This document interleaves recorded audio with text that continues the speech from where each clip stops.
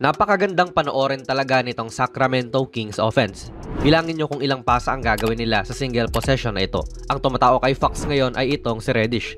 Sabay ang tumatao naman kay Huerter ay itong si Prince. Importante ito mga idol kasi dito malalaman natin kung may mga switch ba na gagawin ang Lakers sa kanilang depensa. Pinasa ni Fox kay Huerter pero binalik din naman. And kita natin na si Reddish pa rin naman ang bumabantay kay Fox so walang switch na nangyari.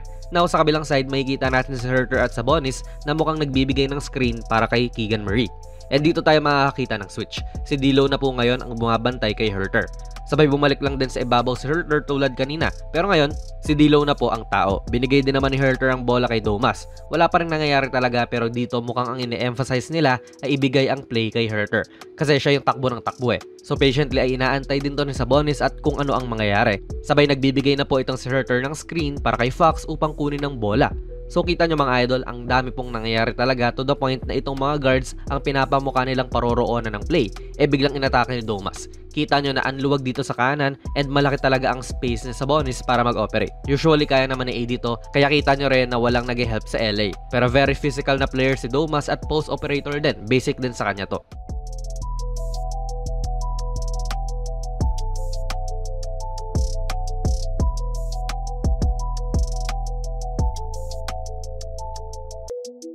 Grabe rin kung mag-push sila nung tempo. Like dito nakalulusot lang ng bola sa net sa bandang 4:21 ng first quarter.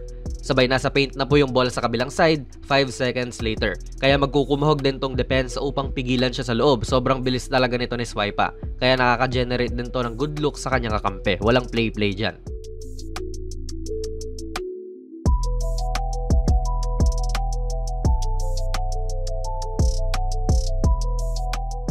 Minsan hindi pa rin talaga napipigilan.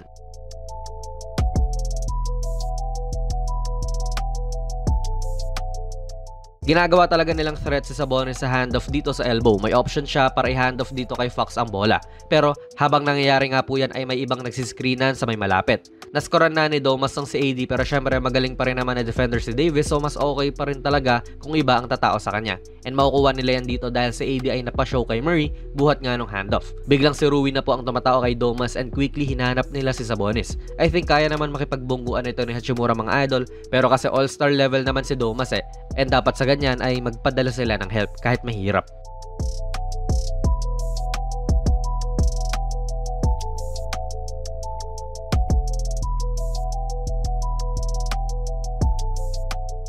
Again, kung hindi kay Fox, padaraanin talaga nila kay Sabonis ang action sa pamamagitan ng mga handoff. Hindi mo rin kasi sure kung ibibigay ba talaga ni Domas yan or hindi. Pwede kasing oo eh, pero ultimately hindi naman niya binigay and alam din ng iba ang kanilang mga role. Itong si Murray, bigla na lang nag-cut sa loob. Si Fox, nagsiscreen na kay Huerter and si Huerter naman ang tumanggap ng bola. Hindi rin sila tatamad-tamad kung kumilos kasi tumatakbo talaga sila. Kaya iwan din si Reddish dahil na-screen na rin siya dito sabay tumatakbo nga po yung tao niya. Nag-ala Klay Thompson tuloy itong si Huerter dyan.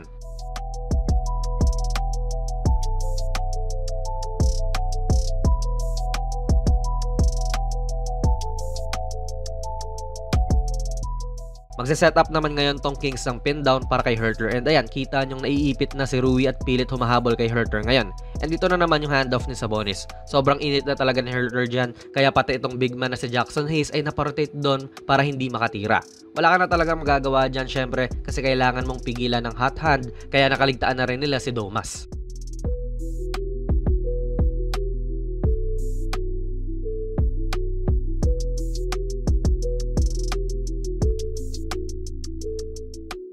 Itong opensa ng Kings mga idol masarap talagang panoorin. Tila walang nasasayang na galaw at alam na alam nila ang kanilang mga role. Si Fox, taga-push ng tempo. Si Domas naman yung isa pa nilang option lalong-lalo na sa kanilang half-court offense. And syempre sina Huerter, Barnes at Murray ang kanilang mga markadong shooters at complementary players. May Malik Monk pa off the bench. Maganda tong ginagawa ni Coach Mike Brown sa Kings kaya rin siya yung nanalo ng Coach of the Year nitong nakaraang season eh.